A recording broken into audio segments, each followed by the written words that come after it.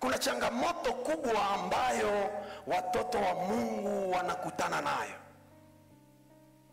Nilipenda niwaambie nayo kwa sababu si kila mtu anaona hii changamoto. Wengi sana wanaona kama ni kawaida. Ni wakati ahadi za Mungu zimeandikwa kwenye Biblia, lakini zinabaki kuwa maandiko, hauone zikifanya kazi kwenye maisha yako ya kila siku. Sijui kama mtu ananielewa. Nasema hivi, yako maandiko yameandikwa kwenye Biblia. Wakati mimi nasoma Biblia, nakuta Biblia ni kama kataloge ya maisha ya mwanadamu hapa duniani. Kila apareye inakuya na kataloge yake. Na ili mwanadamu aishi, kuna kitu ambacho kimeandikwa juu yake ili apate kuishi.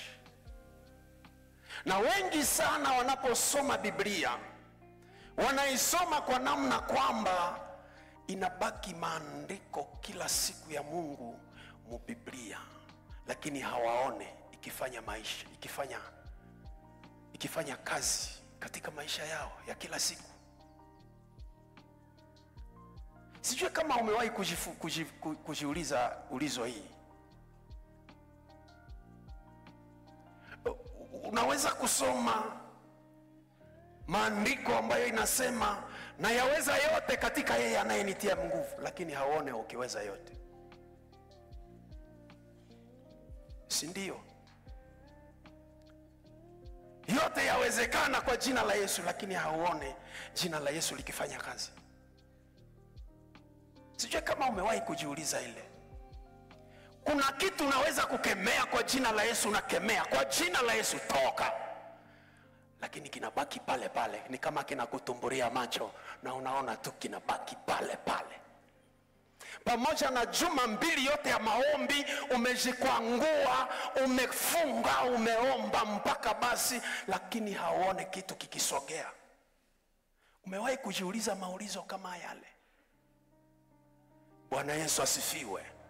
Bwana Yesu asifiwe. Kama kuna kitu ambacho kitakufundisha ili uone neno la Mungu likiingia kwenye utendaji katika maisha yako, ni somo ya juma hii.